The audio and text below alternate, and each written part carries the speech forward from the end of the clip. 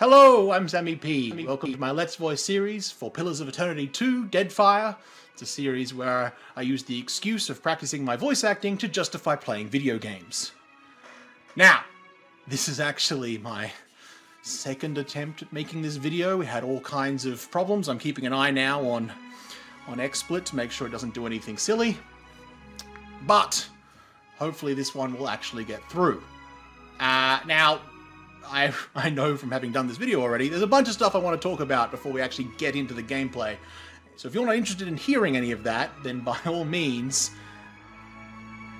jump forward. I'm going to leave a timestamp in the description of when gameplay actually starts. I want to actually click new game and we move in and we go through. So you can just skip right ahead and you don't have to hear me waffle on. But this is my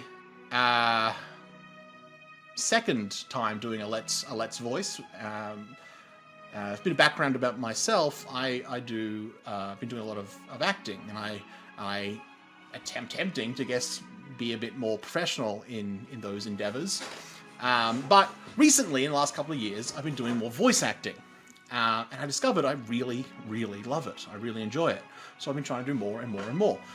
And one of the things I picked up at a panel at PAX, actually, was a voice actor suggested she had the idea of playing games like Baldur's Gate, or This Music Seems Really Loud. I might have to change.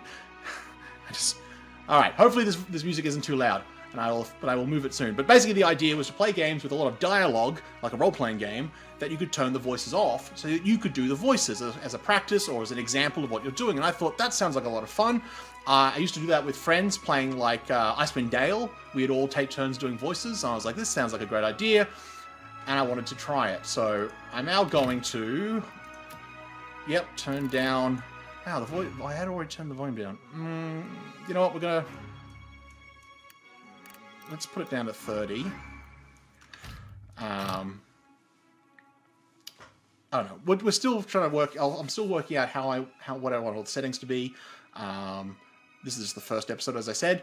If you are familiar with my Let's Voice series, you know that I did a previous one for Divinity Original Sin 2. And if you are aware of that, then you are part of a very small group whom I love and adore greatly. Not many people watched it. And that's fine. Like I said, this is mostly for practice. But with the release of Pillars of Eternity 2, I thought I'd bring it back. Because I'd stopped the previous one because I got quite sick. I actually lost my voice for a while, and it's very difficult to do a series about doing voices when you have no voice. But with the release of this new game, I thought I'd get in. The XSplit problems notwithstanding, it seems fine. I'm actually going to jump into this scene. The XSplit problems have been a bit of an issue, so I had wanted to get these videos out a bit sooner, and I've actually been like, I really want to play the game. Which is, the other thing about this game is, I really enjoyed the first one, and it actually has a thing where you can tie in your saves, but when I originally played Pillars of Eternity, I was playing at a time when we had no internet, for various reasons, and then just before I actually got to the final area, like I was literally at that point in role-playing games where it's like, if you proceed to the next area, you won't be able to finish your other quests. And you go, all right.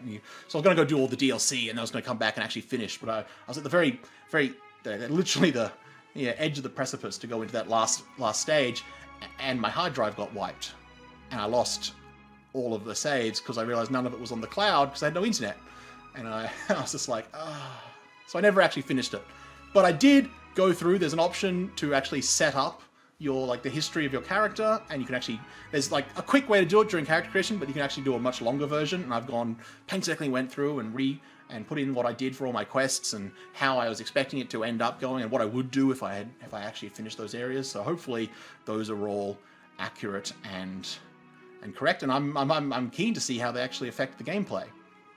The other thing I want to mention is, as I said, this is me practicing. I am not a professional voice actor I'm not a professional actor. I have in the past been paid for things I've done in theatre and for commercials, and I've done a lot of short films, and I've done some feature-length films, and I've done a whole range of things. I've done podcasts, I've done audiobooks for my voice acting. But this is ultimately practice. So do not.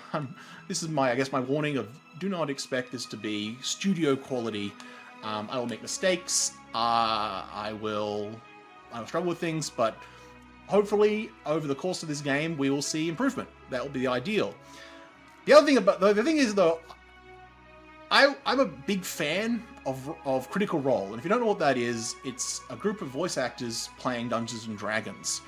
And I was really excited to discover that the entire cast of Critical Role do voices on this game. In fact, they made a special, if you look, skip back to this, the Critical Role pack. It was a free DLC that came out, and it's got all their Vox Machina, I should say, character voices and portraits, so you could actually create them, and that sounds fantastic. But they're actually doing other characters in the game. I mean, Matt Mercer was in the first game. I think Liam might have been as well. Liam O'Brien. I don't know. They're involved now, and I'm super keen to hear what they've done. I think they're fantastic.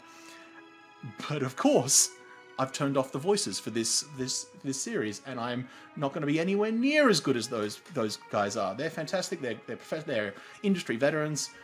I'm hoping to get to the point where I'm as good as, but it's not going to be. In my private game that I'm going to play, I'm going to be really keen listening to their voices. But if you're keen to hear those voices, much as I would love you to watch my videos, you're not going to hear them. Well, you will. I've discovered there's like cutscenes that the voices are still there for some reason, so you'll hear those. You'll get to hear Matt Mercer doing a southern drawl before I do a terrible impression of Matt Mercer doing a southern drawl. But yeah. Also, if you have watched my Divinity videos, you'll know that I didn't finish them, as I mentioned, because I got sick. I would like to. I would like to actually finish. I very much enjoyed that game. I played it with friends.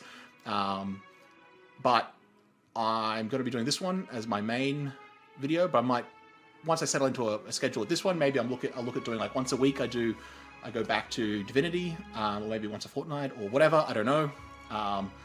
But I will hopefully get that one finished as well. It'll just be slower and it'll be secondary to Pillars of Eternity. But like I said, not many people watched it, so I can't imagine many people will care. Is that everything I wanted to talk about before I jumped in? I think so. All right, let's jump right into this game. Oh, I guess the style of videos that we'll do is this video will probably go for an hour or so, but generally I aim for the videos to be around sort of 30 to 40 minutes. And then on like every 10th episode, I was doing like a longer episode. That's probably what I'll stick with at the moment. If I get a lot of response from these videos, maybe we'll look at changing that, maybe doing special longer episodes more often. But I mean, if you have feelings on that matter, please comment. I love people commenting on my things. Please start a dialogue, even if it's to tell me that I've mispronounced so many words, so many mispronounced. Be ready, get ready, hold on to your hats, because we're gonna mess up some names. I tell you what. All right, jumping in now. Given that I'm going to be focusing on doing voices, I'm not going to be playing Veteran or Path of the Damned, but like,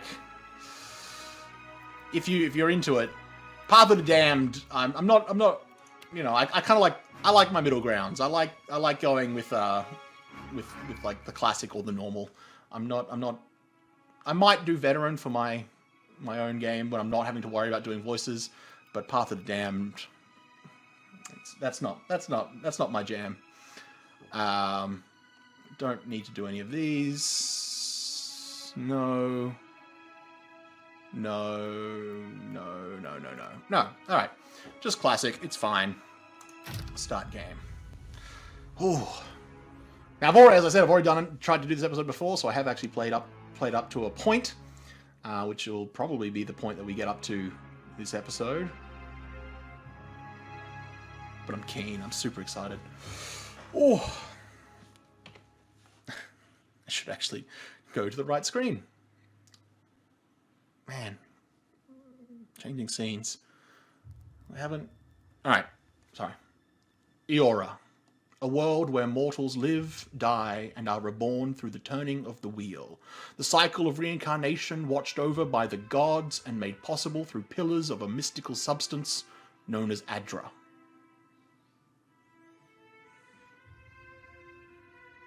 "5 years ago, you travelled from your home to the Deerwood, a nation that had waged war against the incarnated god of light, Aethys, resulting in his destruction.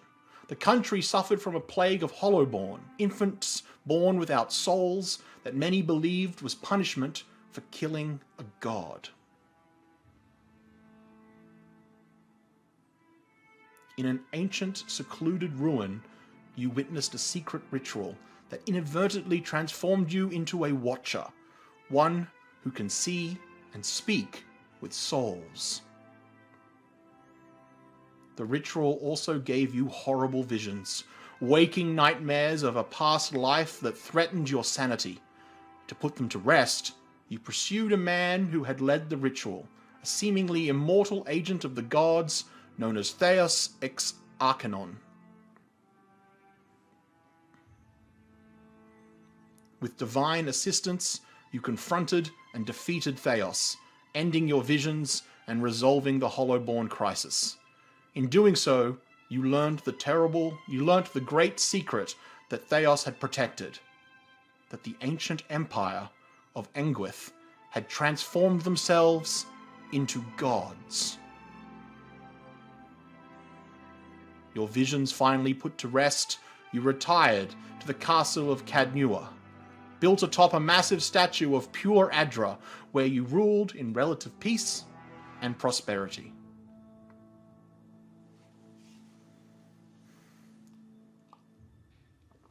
And now those cutscenes that I mentioned I can't turn the voices off for.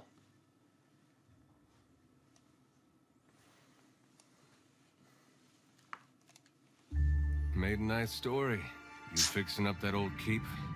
Lifting the curse? God damn it, Matt Mercer. Must have told it 100 times. But something got to gnawing at me.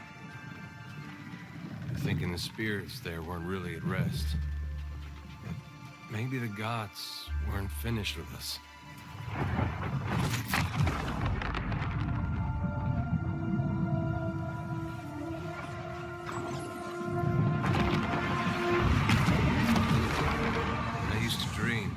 God came back.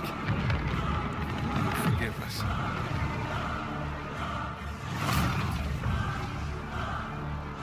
Last the trouble with dreams. Sooner or later, we all have to wake up.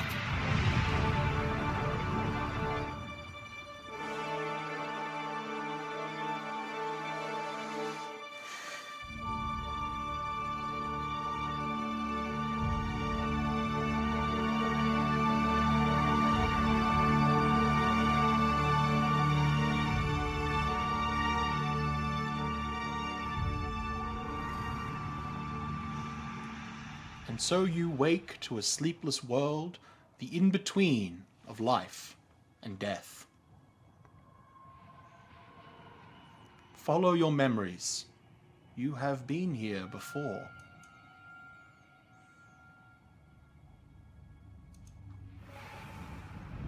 You have seen past the shroud. You are a watcher now, and a watcher you will stay. A watcher sees souls, knows their pasts, and the souls see them back.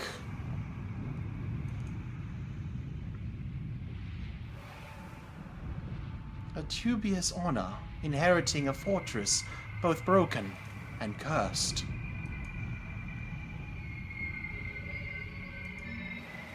What is a god? A higher power? A rewarder of good deeds and punisher of the wicked?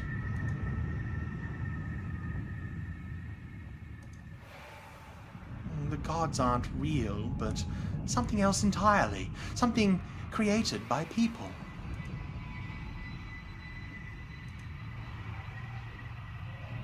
And did you ever consider that these were things you were never meant to understand, that their comprehension is beyond you? Let the world see. Let them decide what to do.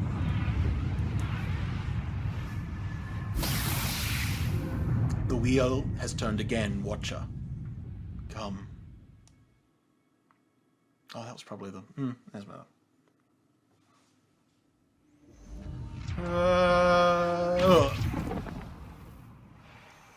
An aged dwarf shares this strange floating platform. Ugh. Good, we've just started. I'm already tripping over words. Good, good.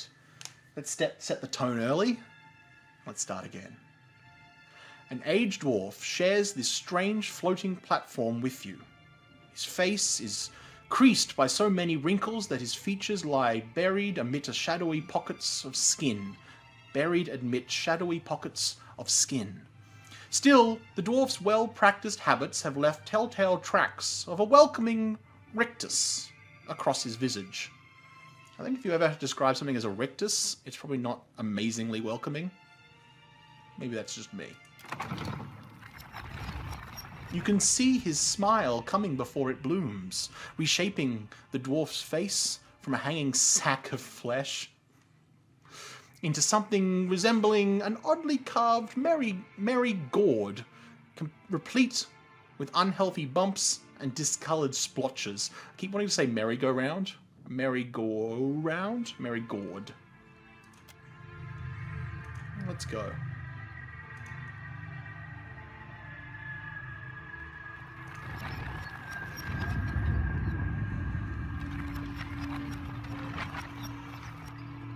Wow. Very specific decor, I guess. Sit, please.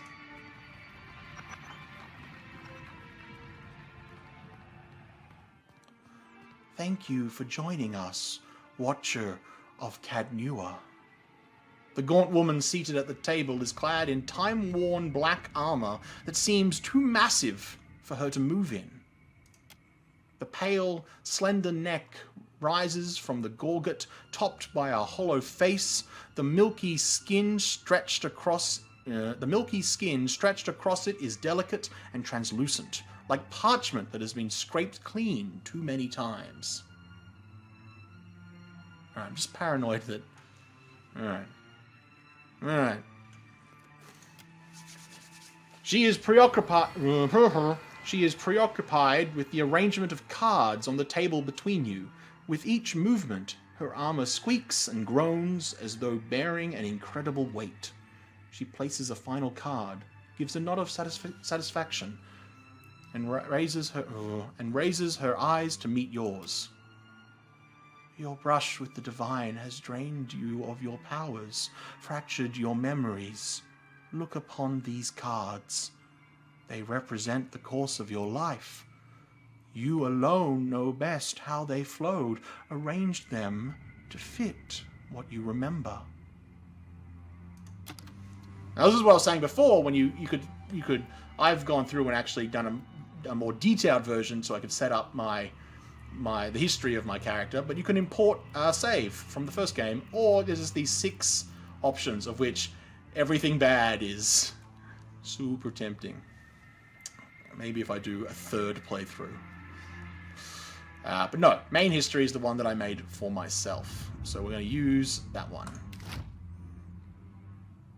Does everything appear to be in order?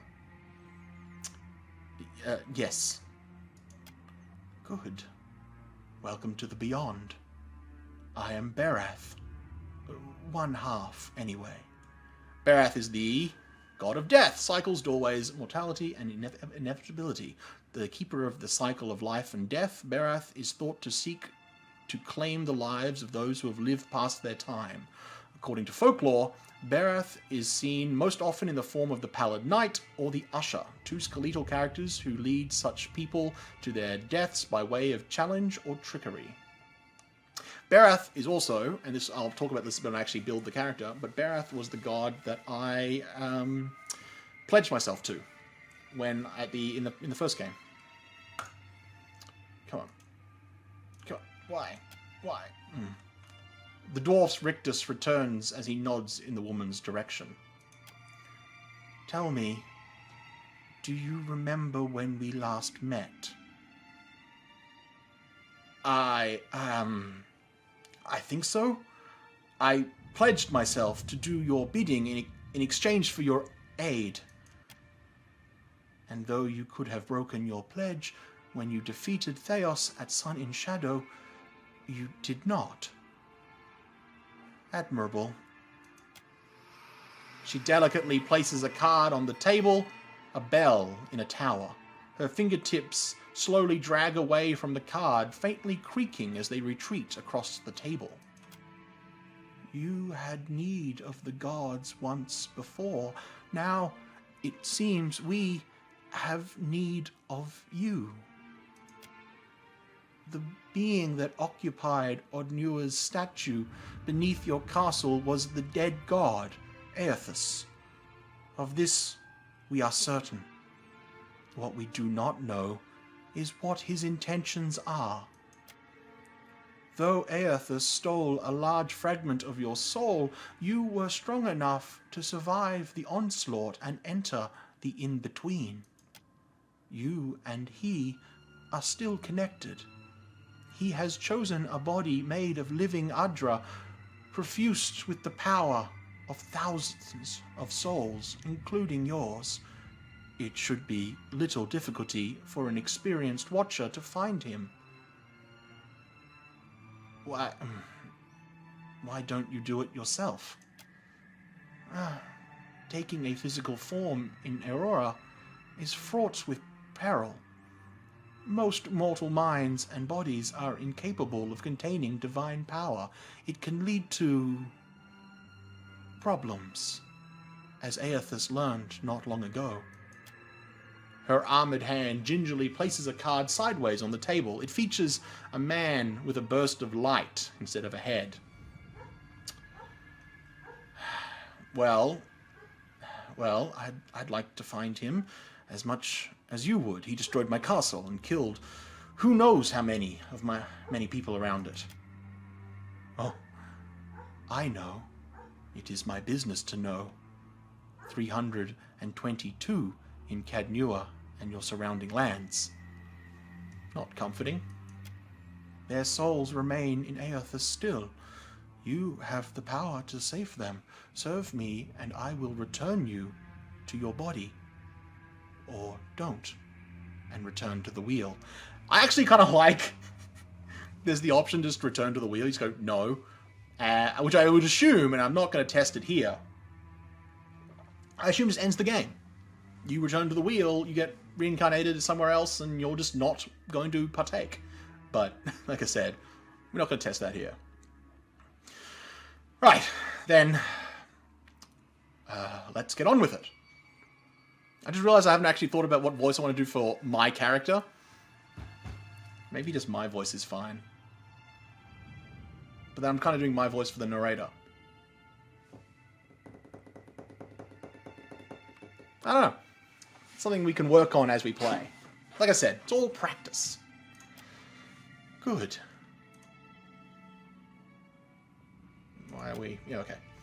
Before you return to Eora... Aora? Because Aethys. Aora? Before you return to Aora... Tell me in the comments where I went wrong. Before you return to Aora as my herald, you must remember who you were. The last whisper of life in death. For a moment, the sockets of her eyes darken, leaving the pits of a death's head gazing out at you. When you can picture your own face, the beyond will lead you back to your own kind, to the world of mortals. Right. Now, interestingly, despite the fact you can load a save, and it might be different. I'm always tempted to try and actually finish the first game and then try and load that save into this one, because when you build your history, there was no mention of your race or your gender or your sex, or of your class or any of that, and it makes me wonder if those things are important. Because I can now, in my I was playing a druid before. I was godlike, and I'm going to do it again. But you could be something else. I could be an Orland rogue, and it wouldn't matter. It's not. I don't believe it's going to come up. But I kind of wonder if loading the save, if it actually just like imports the character as well. But I don't know. Anyway, we're going to be male. We're male. We are a godlike. Now, here's the thing. Godlike are citizens of Kith, civilized races, who have been blessed with the physical appearance associated with the gods, though some do not consider it a blessing. These aspects may take many forms and often come with mystical powers. Aberrant head shapes are typical, and godlike are unable to wear protective headgear, as it is near impossible to find anything that fits. Because of their unusual nature and their inability to reproduce, godlike are often viewed with fear and wonder. Now, if this was a pen and paper role-playing game, I feel like you could go out of your way to custom make headgear. Like, look at this guy. Look at this. Now, you might need something that's fire resistant, but it'd have to incorporate the horns. But you could do it. But I definitely get not being able to wear any hat that just happen to come by. Now, the thing is, you have to pick what type. So there's Death, Fire, Moon, and Nature godlikes. There's actually also Aven, but that's a companion. There was a special just for a companion. It could be an Aven. Now, I originally was a Nature godlike, because it talks about many druidic orders have a keen interest in Nature godlikes. So I thought that tied in. So I think I'm going to be a Death godlike because, like I said, at the end of the first game, I had pledged myself to Barath, and now in this game, I'm being returned to life by Barath as their herald.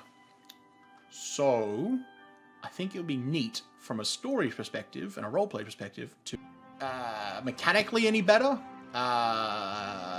Death godlikes do more damage to people who are near death, which is 25% below, and they get an increase in power when they are near death, which is 25%. So it means like once people are close to being dead, you're going to do more damage. That's fine. Nature godlikes get bonus power when they get a buff to might, constitution, or dexterity, which is also great. All the godlikes are pretty cool. Moon heal, and fire do damage when people hit them. Yeah, but like I said, I think it's going to be a neat, like a headcanon thing that my character has become a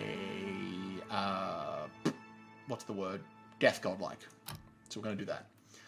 He was an elf before, so he's going to stay. Oh, body type. He was an elf body type before, so we're going to keep that.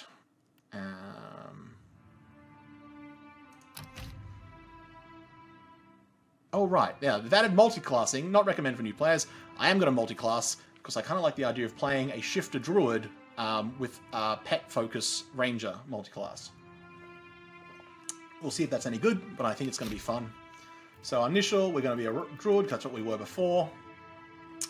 Interesting that the resources, because they've moved now, in the first game it was mostly on, there's a combination of per encounter and per rest abilities. It's looking like, at least for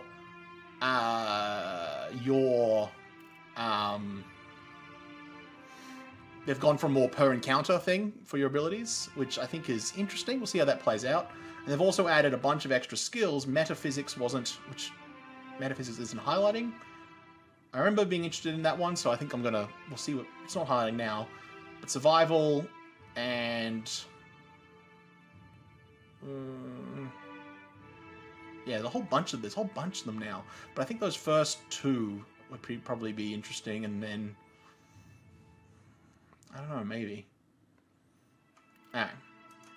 Now, in the first game, you obviously they didn't have the subclasses, so I guess you were animist.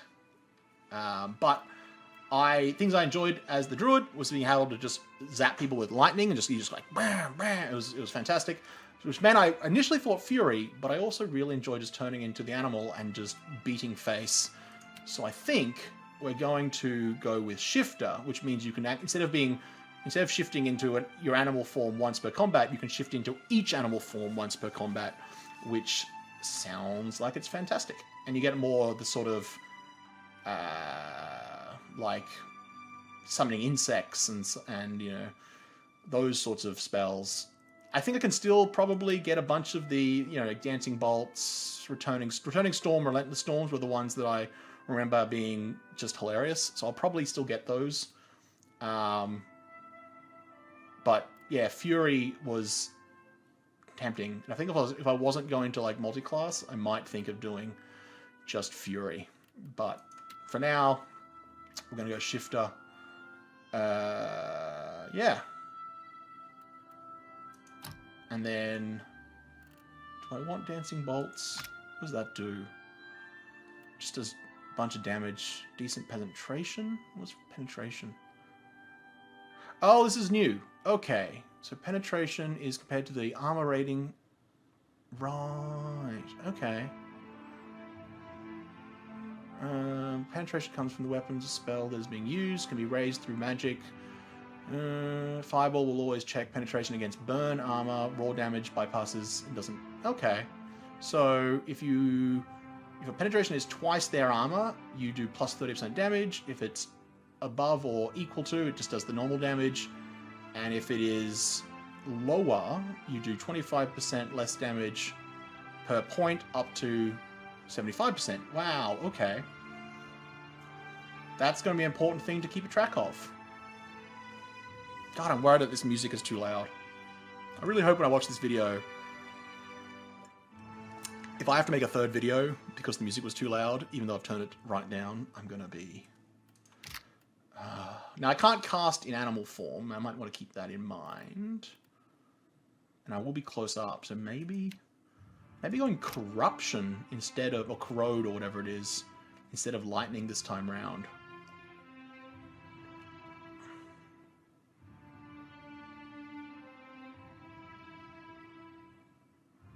That one's not party friendly. Is this one? Yeah, foe AoE. Blinded is good. That's just a lot of damage. I know I went with dancing bolts, and now I'm having sickened. Okay. It's like a cone.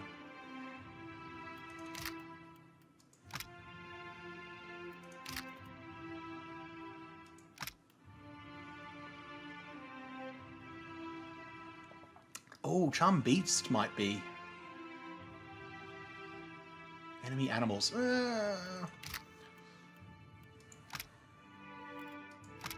know what? I think it's down between these two. Which I'm hiding some of that, so I'll raise that. Dancing Bolt has a high penetration. It's party friendly, loud, better range. It's a small radius, so I probably could just work around. This one's more damage.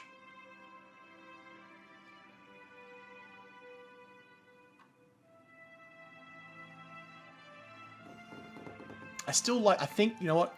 I think we're going to go with dancing, but we think corrode might be the other one we look at. So as we level up, we might go sort of like a mix between corrosion and lightning, electricity damage, and we'll see which one. Is it shock damage? Is that what it's called? Oh, it is shock damage. Okay. And this is corrode. Yeah, because you can upgrade your basic attacks.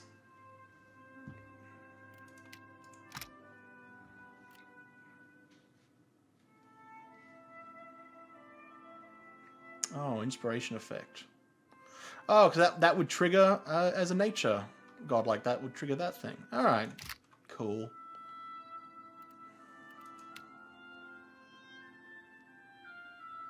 No, we're going to go with Dancing Bolts for now. And we might look at like Touch of Rot and some of the other corrosion things. And we maybe go into corrosion rather than shock. Because shock we can do as a fury. Which we're not a fury, but we can do maybe someone else is. I'm overthinking this. I'm very much overthinking this. Doesn't matter. Let's go. Right. Now, I want to be a ranger. Oh, diplomacy might be something I want to get. Okay, so I think diplomacy... and okay. We'll see where we're at.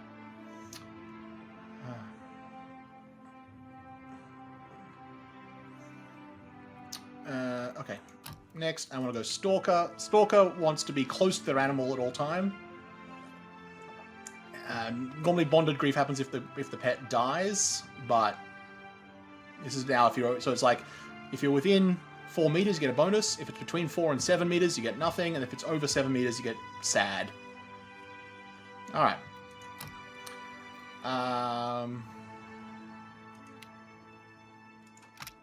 Plus 10 accuracy against marked target for how long?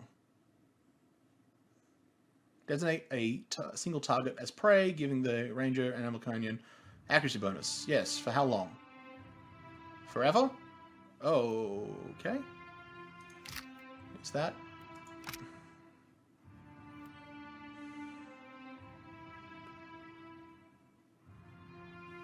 Whereas this is inflicting raw damage, 20% of the weapon damage. I think that's might be good if you're using like a heavy...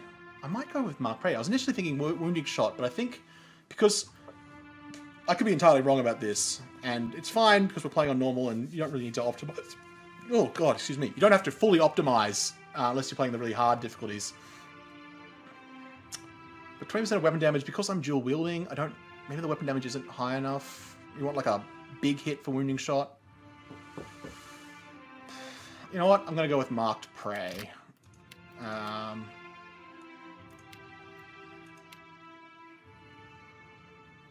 Yeah, I'll go with accuracy bonus. And I think I want to go with a wolf. Yes. Wolves do more damage. What was it? Stags, AoE when they crit.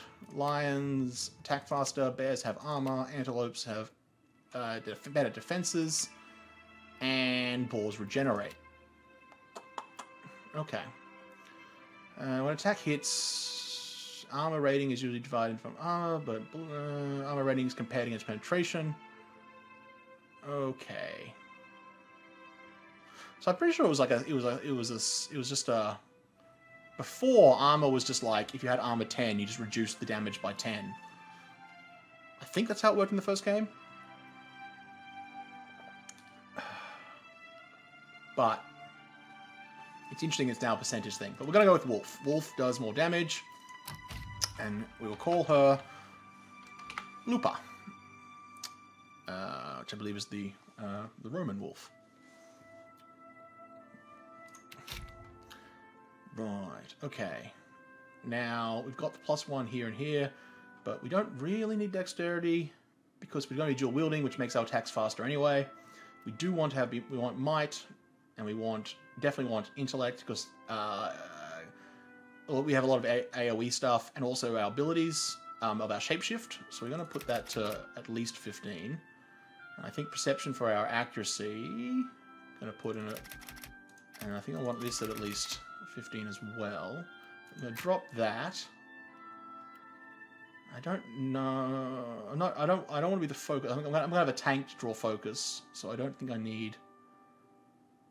I've already got fortitude from these, and I've got.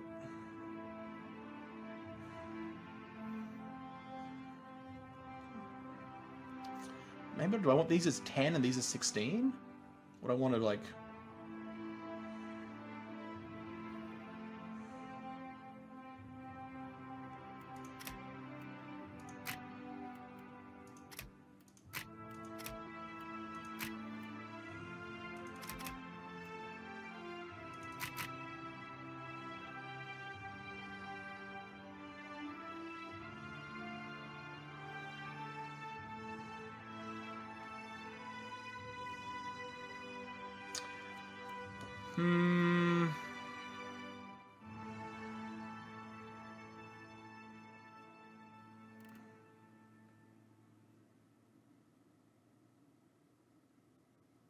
You know what?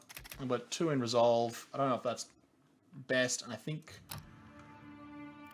Where was I from last time? Is it old?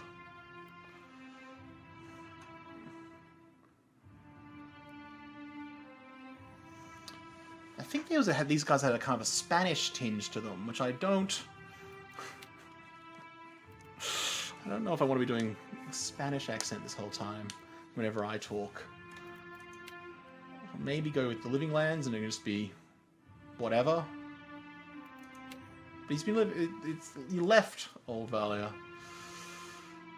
Oh,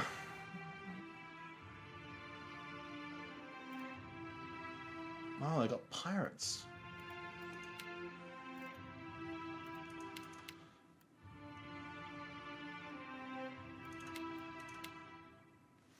Powerful naval kingdom. Ruati, dominated by coastal Umara and ruled by Aranga Nui. Expanded. Oh, interesting.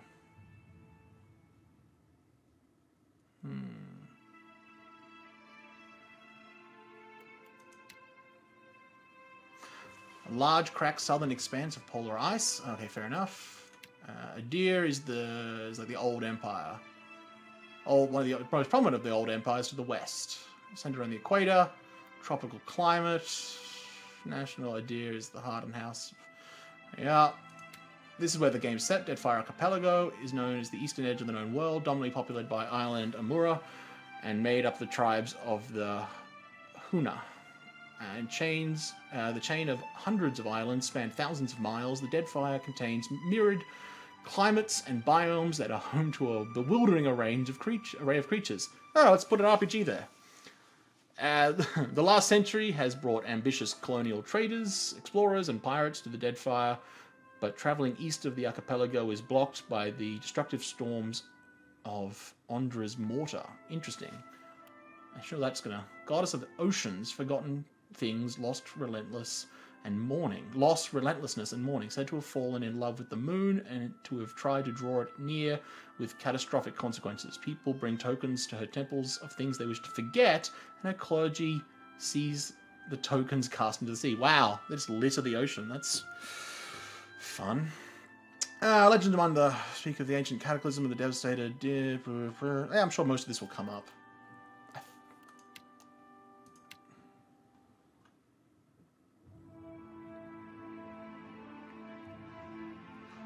Maybe...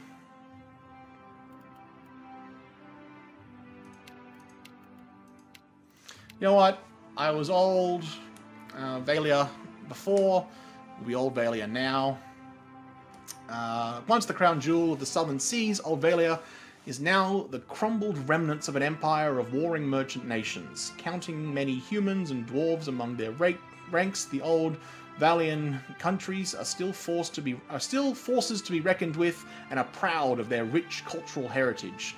The southernmost of the old empires, Old Valia suffered a similar fate to their northern neighbours, the Adrians, in losing their most prosperous colonial territories, the Valian republics.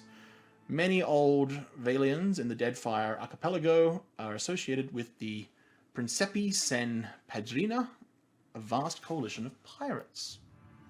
Responding to the collapse of Grand Valia, noble families packed up their households and sailed across abroad, seeking opportunities away from the shadow of their homeland. Over time, their old world traditions evolved into a new identity as the Principi Sen Patrena, the princes without homelands. Okay, Principi. We do a sort of, I don't know. Maybe do a kind of Italian? Principi Sen Patrana. I don't know. Maybe that'll be fun to play with for the character.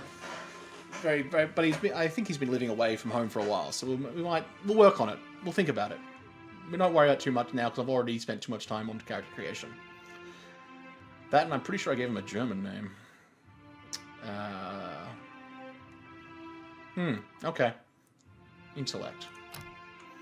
What was my job? I think I went hunter last time, but I kind of want to find someone who gives me...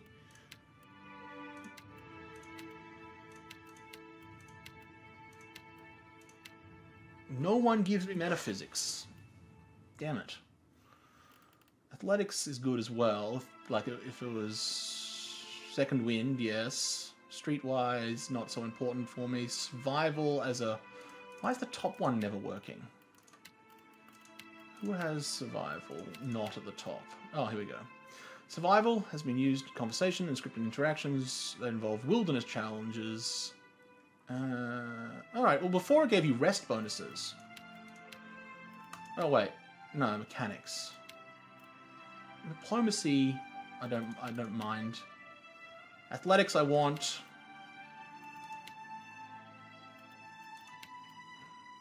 I don't really want mechanics or alchemy, to be honest. Let's see, what if we go...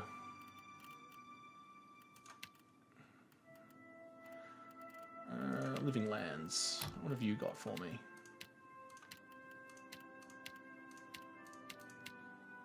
Ooh. Arcana. Arcana covers things all things magical that do not deal with metaphysics. In combat, they can be used to increase the power level of scrolls. Interesting. A young field of knowledge, metaphysics deals with the animancy, Edra, and the wheel, the in-between, and the beyond, and all mysteries of the soul. And explosives, I assume, deal with explosives. And for whatever reason, the top... Oh, here we go. Explosives, noisemakers, and similar devices. Okay. Okay. See, I want that more. So maybe we just go start in the Living Lands. Living Lands is the mountainous region of a large northern island renowned for... Of a large northern island renowned for its diversity of plant and animal life. Its weather and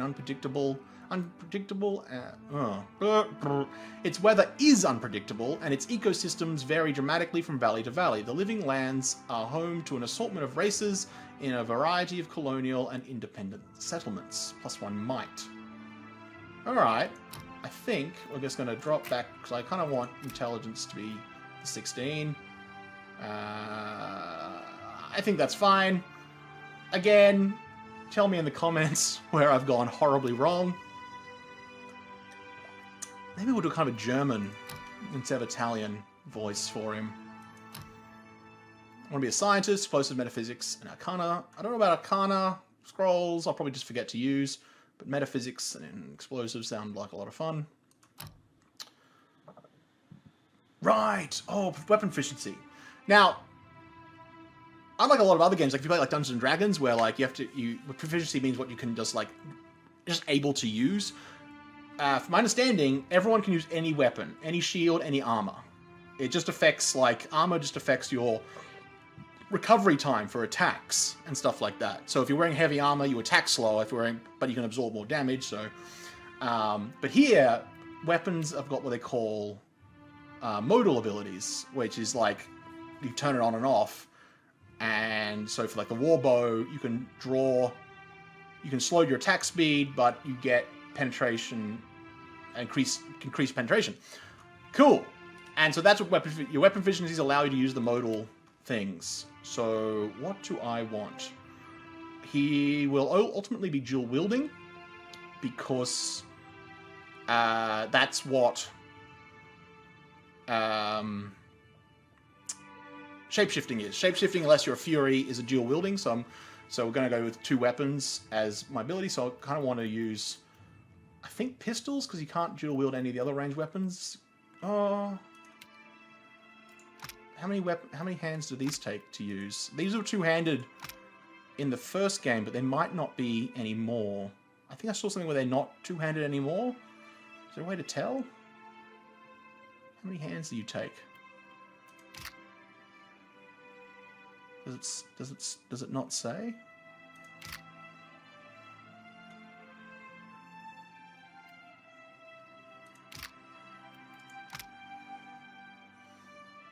It doesn't say how many hands these take.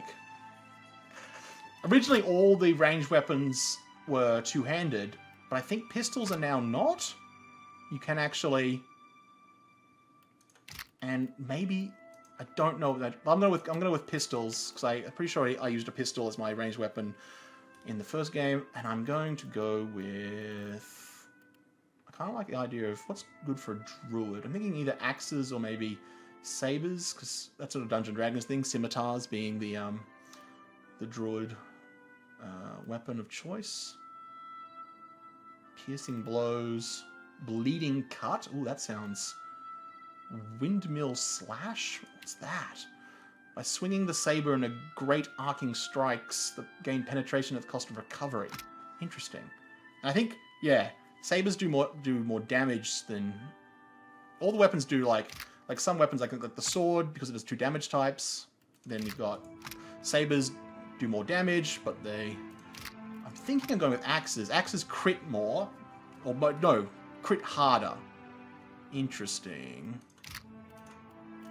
Undo that. What do you have? Brutal swings to dig slower but cause bleeding? That's cool. What have we got? Rapiers, spear, club. No. Hatchet, maybe? No. Damaging armor.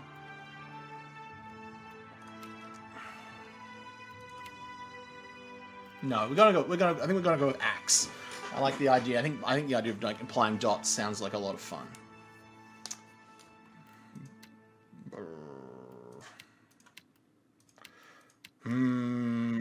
I am tempted by sabers though. No, going with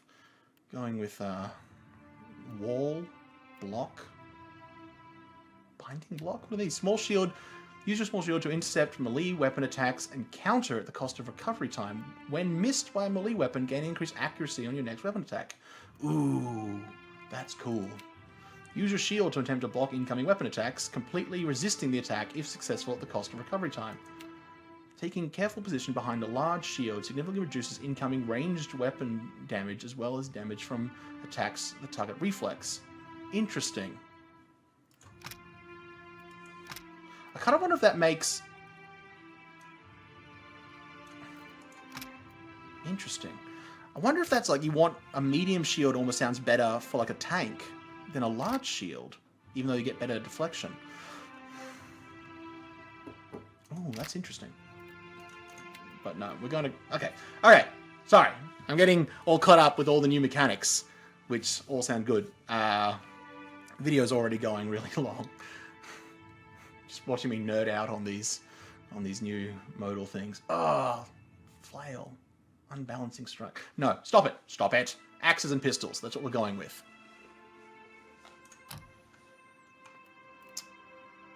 Alrighty.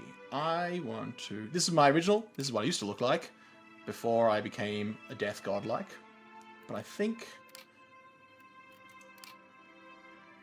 what are the heads? We've got this one, which I guess is that?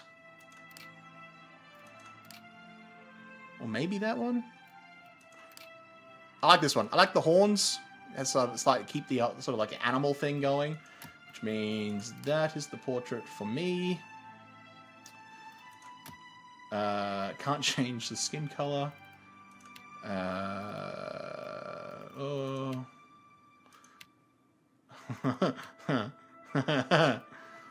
What if your clothes were the same as your skin color? Would that be bad?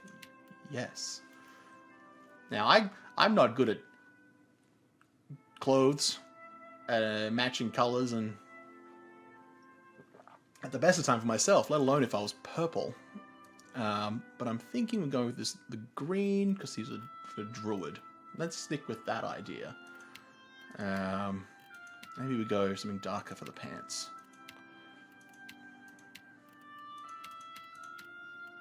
Or something more sort of like browns.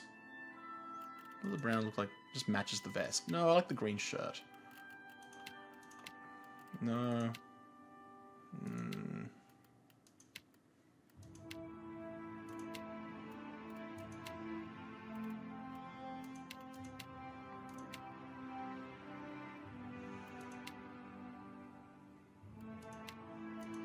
Yeah, sort of earthy. We'll sort of like earthy brown and a sort of green. And we can probably change this later on anyway, so it doesn't matter. Voice is not going to matter because we don't have it turned on. But, oh, you've got the Vox... I forgot, yeah, you've got all the Vox Machina. Man, I almost want to hear what those sound like now. Well, no, let's go with...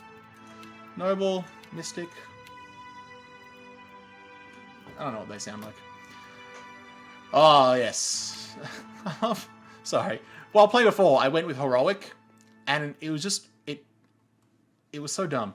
You'd sort of walk anywhere, there'd be a beat, and then suddenly there'd be like, stop. Oh, wait. Okay. Stop. Walk, walk, walk, walk, walk, stop. Oh, wait. So it's sort of like it would go, walk, walk, walk, walk, stop. Oh, wait. Walk, walk, walk, walk, stop. Oh, wait. And it was almost like he forgot, and then he would sort of stick his chest out and be like, all right, I am in charge here. But, like, I kind of love this one. Hello, I'm going to be your hero of the story today. My name is... Well, that's not important. What? No, I'm not a villain. How dare you? I like the roguish. I'm thinking of going with roguish because I kind of like that sort of like, ugh. But I like the sassy is just sort of, yeah, just kind of the other hand. Stoic is just arms crossed. And sullen is just arms crossed and pouty. Just sort of, some of these are so silly. I can't, like, I can't just, like... I'm tempted just to go between... I wonder if you can change this once we've started. But I'm gonna go with roguish to begin with. But I feel like, my heart of hearts, I think I should just go with average, because everything else just seems like it would get ridiculous to go into that pose all the time, where average is kind of neutral. But...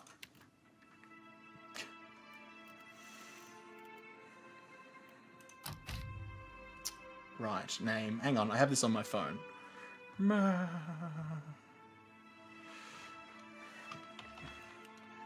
Hirsch Waldgeist.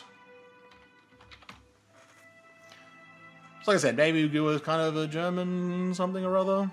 Maybe do a sort of Italian. Like I said, we'll work on...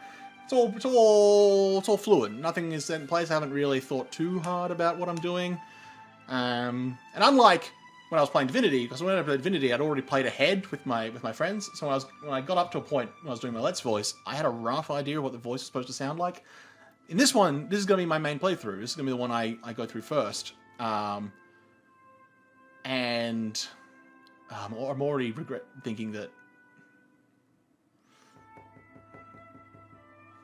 thinking roguish might not have been the best stance. They're just like, why? You're just standing there like that all the time. Anyway. So, I'm going to do this. I won't have heard the voice beforehand. So, it'll probably be wildly different to what it is in the game. And if I later catch up enough with playing in something else when I actually hear the voice, maybe I'll change it. Who knows? We'll find out as we go. Hirsch Waldgeist. Hey, look at that. He is a level 1 Beastmaster. He's got Druid and Ranger, Nature and Bond. Alright, because they've got different... He's a scientist from the Living Lands. Health is 41.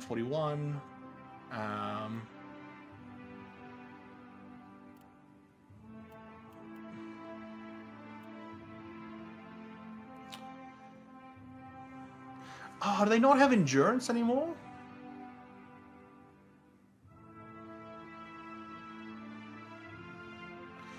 Oh, interesting.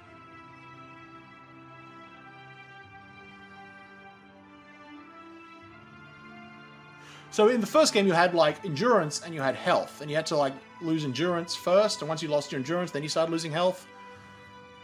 But you could only heal. Healing health was without resting was very hard. There's only very small things, few things could do that, while healing endurance was much easier. Here it looks like they've done away with that entirely. You just have health. Interesting. Accuracy, 5/5. Those are all numbers. Mark Prey, Wolf, Dancing Bolts.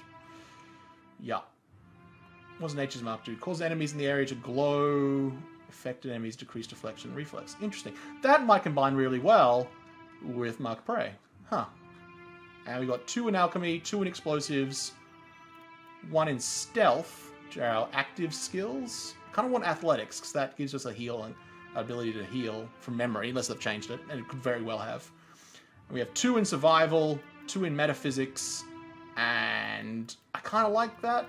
I think that's probably where I'll keep as we develop. Yeah. I think they had active and passive skills before, so it's going to be... I don't think they divided it like that. God, and there's also a lot more of them. I think there was like 5 skills last time. Now there's that many. Anyway. Hey, Lupa. Oh god, what voice was doing this? Alright. Go forth now, Watcher, as my herald. Know that I do not give you this title lightly. When the time comes, you will have the power to reveal the souls that cling to you, to open the gateway from the in-between to the waking world. Find Aethys, learn his plans. When I have cause to talk to you, I will summon you. Oh, Jesus. With a quick gesture of her hand, you feel a sharp... Alright, calm down. With a quick gesture of her hand, you feel a sharp pain in what would be your chest. The pain continues, intruding deeper into your soul. Looking down, you see a small lump of darkness roiling within you. The darkness lingers there, but the pain abates and fades entirely within the span of a few seconds. A chime. Do not fear, Herald. It will not harm you unless you choose to cross me. I trust it will not come to that. Her gauntleted hand gestures to the dwarf hovering nearby. I mean, where's the trust? Like, I pledged myself to Barath in the first game. I did their quest, and then they ask you to do a certain thing with at the end of the game. You have to make a choice. If you pledge yourself to them, they're like, okay, but do this for me. And I said that I did do that. Crossing them is a terrible idea. Don't do that. Crossing gods, not a good idea. And now I've come in. I've agreed to be their herald. But they don't trust me. They've put this chime in my chest, which apparently, it's almost like a control collar. It's like, that's fine, don't worry, it won't hurt you. But if you mess with me, it'll blow your head off. And it's like, so it will hurt me, potentially. You have control. You can make it hurt me. You're saying that you're not going to. But you have that power. Like, Barath can just be like, yeah, it's going to hurt you now. Deal with it. So I have to trust that they're not going to do that. But they're doing it to make sure that I'm in line. The dwarf nods, contorts his face with his odd smile, and gestures to a new door.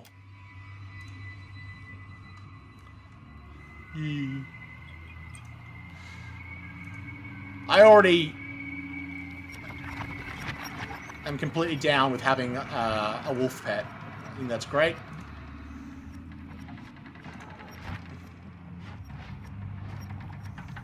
You see. Alright, that's not too bad.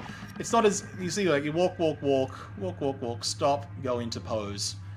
It was very silly. I thought it was very silly with the heroic one, where you'd walk normally and then stop and just puff out your chest. But that one's not too bad, so maybe I need to turn all the sounds down. It's going to be very interesting watching this. I'm so... if it's not too bad, it's more sort of like something I can just fix later. Oh, there's my body. And sense the steward's spirit in the bust, but she's unaware of you. Okay. I think we'll do this. We'll do this next bit once we finish this first section, and that's where we'll call the video. So we're coming close to the end. How long have we been going for? About an hour? All right. Like I said, the first episode's going to go a bit longer. Let's jump back into our body. Let's get started. Humph. How do you lie? I think my horns are going right into that bed. That'd be difficult to sleep on. You'd always just be...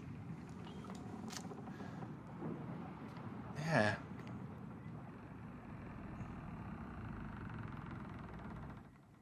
You return to your... The return to your body feels like waking from a fitful, drunken sleep. The rocking of the ship sends pain jolting through your limbs. Crashing waves hammer inside your skull. I'm just going to point out, Divinity Original Sin 2, which I did my first Let's Play for. Let's Voice. Also started on a ship, and I'm starting to get the impression that in role-playing games, particularly video games, starting on a ship is similar in the fantasy settings to starting on a helicopter is in more modern settings, in that it's a terrible idea and it will never go well. But yeah, let's start on a ship. What could go wrong? Adair watches over your body with a glazed look, taking long, even tokes from his pipe. I like that they've got this little symbol here. This is a result of choices you made in Pillars of Eternity, which I assume is that I chose to have Adair in my party, and I chose not... I made choices that meant he didn't die. And because of that, he's now here. And so it's like, yeah, he might not be there. If he died in the first game, he just won't be in that chair. So it's like, all right. At the first movement of your chest, he starts. He's gasped, mid-puff, sends him coughing, straining for breath. No. Oh, there's no way. You're awake. What are you doing awake? I mean, how you feeling? Can I... what? Mystic... oh, cool. I'm in a lot of pain.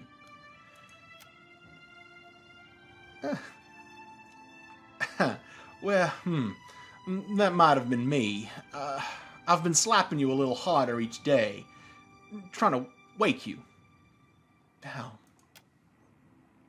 I never dreamed it would work. Adair stares with disbelief at what would likely be his slapping hand, examining both sides. Examining both sides, he shrugs. My hand. I have the healing touch. Come, allow me to heal you. If I can convince Adair to slap someone and make him think it'll heal them, or we're going to. God, I love it. I love it. Well, well, you owe me. I hate to cast a pall on your recovery, but I'm afraid I have some bad news for you. The voice echoes from inside the bust. The remains of the steward of Cadnua. Cadnua has been destroyed. Aoth has possessed the statue of Maros Nua and rose from the ground, consuming the souls of all nearby. It is only by the exceptional strength of your soul that you survived, and even then, just barely. I think the steward's supposed to be female. Alright. Further... oh, that's terrible. Oh, well. The further Aothus withdrew, the weaker you became. We chartered this ship and followed him to the Deadfire archipelago. I know not how, but it seems he has retained a piece of your soul, and proximity to it has brought you back. I know. How could you know that? You've been faking on us? Pokes you in the shoulder with one finger. Oh, goodness. Misfortunes brewing topside. Magran's fires. The captain stirs.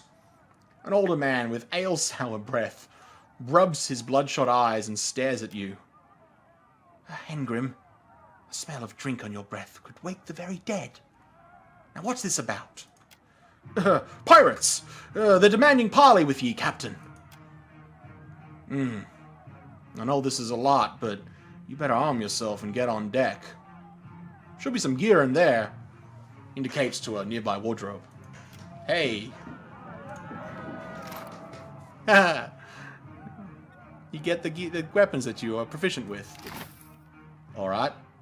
Now make some use of it. Okay, equipping items. I think we can work this out. Thing is, like, it's got a little arrow. I keep wanting to press the item in, not the arrow in. Armor 3, no 0 recovery time. I think we're going to go with, like, medium armor. Whether it's how heavy it goes, we'll work it out. But from now, I think, if I understand correctly, because we can potentially do it like that. Oh. Oh, that's cool. You can have the same weapon in different combinations. Okay. That's neat. What do you actually do? If success heals a whole bunch of area effect. If successful heals, and I'm assuming. Alright, friendly AoE, it heals, but it also will frighten and damage enemies. Oh, neat. How often can I use that? 3 uses? And then it's gone? Alright. So that's cool. I can dual wield the axe and the pistol, but then I can also duplicate pistol. I don't think you could do that in the first game. Well, I definitely know you couldn't dual wield pistols and melee weapons, but having, like, copying the weapon over, I don't now remember. Let's see. I can change my pose and the portrait and my voice. That's fine. Interesting. Don't need to worry about that at the moment. Cool. Cool, cool, cool.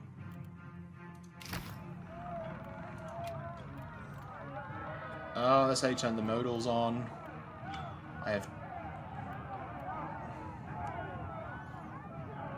Alright. Okay, so I've got 2 nature, and these each take 1. And then I've got... Okay. Okay. Interesting. We're learning how to play the game with all the different new changes. Anyway.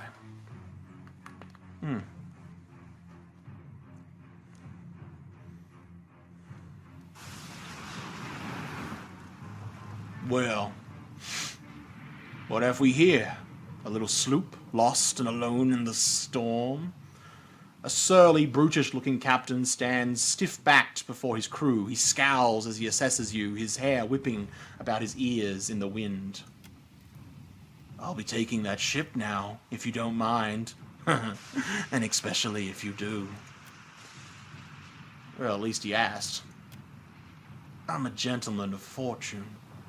The captain shrugs in the sheeting rain before pinning you with a slow, murderous grin. Give her up easy, and I'll see you get a swift death. It'll be bloody and agonizing, sure, but at least it'll be quick.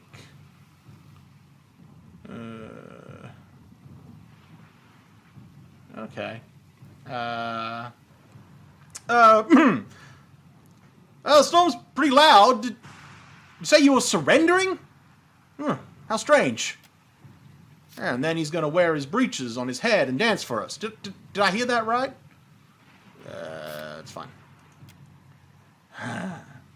Aye, but the breeches are going to be stitched from your skin. You've a smart mouth on you. Careful. That'll get you killed faster than any blade. He grins to show crooked teeth. Listen up, mates. He cracks his neck as he addresses his crew. I'm off to spear me a bigger fish. One with sharper teeth. One with sharper teeth, like. I'm trusting you lot not to cock this up. Don't damage the sloop when you take it.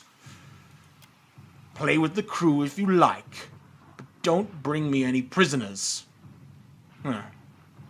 None that are alive.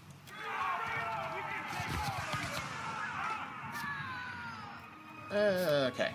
Alright. Let's turn into something fun.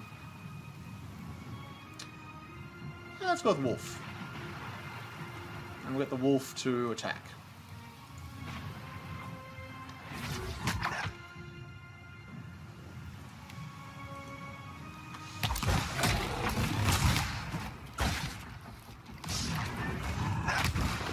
Wait, what?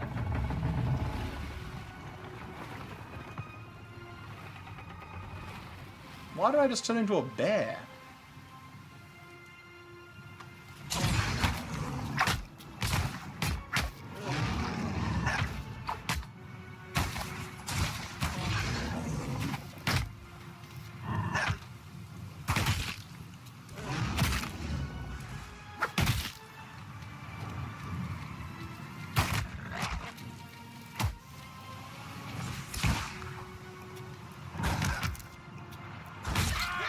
Oof. Yeah, that was weird. I was a...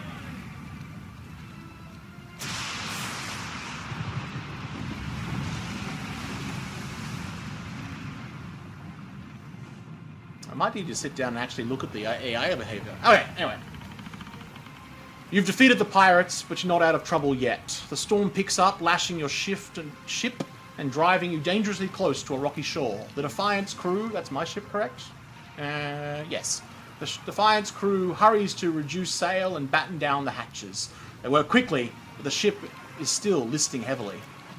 Just then, a loose crate tumbles towards you, gathering speed in the rain-slick deck. It misses you, but knocks Chitupek, one of your deckhands, off his feet. The Defiant heaves. Chitupek pitches over the side. He grabs onto the rail, but his fingers are slipping. He cries out for help. Meanwhile, the runaway crate totters on the edge of the deck, ready to plunge overboard. You recognize the symbol on the front and realize it likely contains the salvage from Cadnua, your keep. So we can get stuff, or we can rescue the person. I'm going to say people before stuff, and we're going to rescue Chitupek. You grab Chitupek's arm just as his grip fails. For a tense moment, he hangs suspended over the roiling sea. Then, with a mighty tug, you pull him back onto the deck. You hear a heavy splash, and the crate from Cadnua is gone. Chitupek, meanwhile, nods in gratitude and hurries to his station. Meanwhile, the storm has nearly driven you ashore. A flash of lightning reveals the treacherous coastline and Aethys striding into the distance. And the lookout barely has time to shout a warning before the Defiant runs aground. The impact hurls you from the deck and into the froth of waves, bodies, and splintering debris. You struggle towards the beach just ahead, even as the surf tugs you towards the open sea. You kick and paddle with all of your might until at last you feel sand beneath your fingers, pulling yourself ashore. You collapse. Accuracy of the score to determine if an attack hits the... Accuracy of the score to determine if your attack hits. Okay. Good to know. Alright. I think this is where we will save. Oh, we'll do a conversation. Okay, at the end of this conversation. Alright. You've been getting a lot of sleep on so far on this trip. I'd have woken you, but you look so peaceful with your face in the sand. Adair runs his fingers through his hair and removes a strand of seaweed he finds lodged there. He examines it closely and then tosses it onto the sand. If you're worried about the ship, you can stop worrying. It's wrecked, right over there. He points out the Defiant, despite it being difficult to miss from your vantage point. So far, it's just you and me and the chair lady over there. Adair nods towards something further up the beach. It's a relief to see you're awake, my lord. I worried you were in for another long sleep. Your steward appears to be lodged between some rocks. Despite this, her tone is warmly cheerful. I hate boats. Shh. It's right behind you. Unfortunately, I believe we'll be needing the Defiant yet, unless you mean to settle down on this island for good. Well, there's a thought.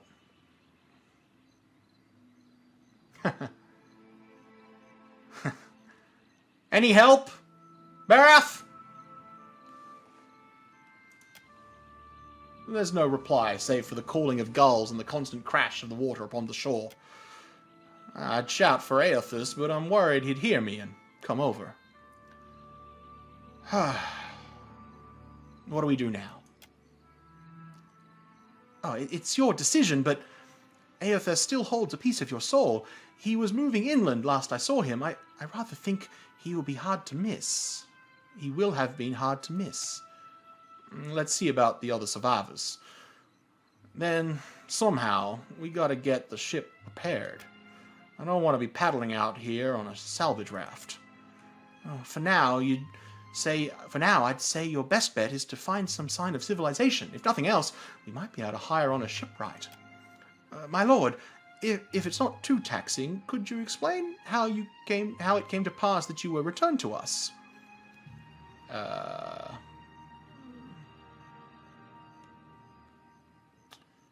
I don't really want to insult the god. I do, like, squint dramatically across the ocean. It's not really my...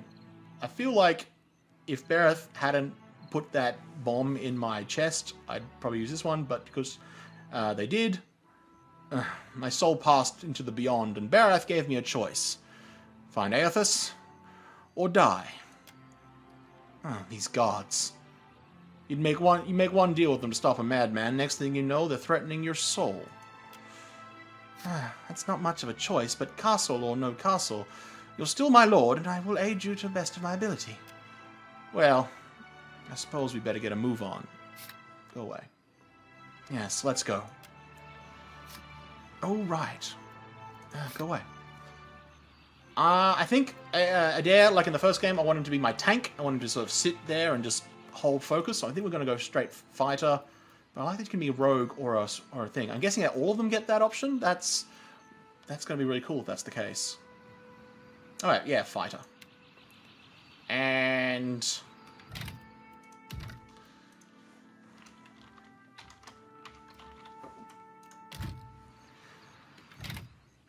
I think that will be the end of this video. If you have stuck around, it's been... Oh my, that went longer than I thought it was going to be. I was aiming for an hour. I think it's been like an hour and a bit now. Okay, that's fine. Like I said, most episodes going forward, I'm probably thinking doing sort of like 30-40 minutes, that kind of ballpark each episode, and hopefully getting them out relatively efficiently. If people would like longer episodes, let me know. I potentially could do them more often. Like I said, every 10th episode. Last time I did like a long episode like this one. But if you want them more often, as I said, just comment. If you want anything else, you want to comment on anything else, comment. I love interaction and the dialogue, so please just let me know. And if you have enjoyed yourself, please do all those wonderful YouTube things of liking, sharing, and subscribing, because all of them I hear are very helpful, particularly for smaller channels. I love to build a kind of audience. I think that'd be great fun. It'd be amazing. Otherwise, I will, as I said, try and get these videos out relatively consistently. I don't know how often per week, but hopefully at least. I want to do at least 3, but I might even try and do more. Try and really just push them out. I'll probably try and like just record a bunch in like actually just play for like a while and then cut the video up and release that. That's probably what I'll end up doing. But we will see. I'm keen. I really hope this video works. I don't want to have to make it a third time. Looks fine. Looking past the mic to actually see. Seems fine. God, I hope so. But I'm trying. I don't think there's anything else. Yeah. Hope you enjoyed yourself. I hope you come back for episode 2, where we continue our adventures chasing Aethys. Until then, I've been SammyP, and have a good time. That's a terrible outro. I'll work on something better. I'll come up with something better. Have a good time. I mean, really.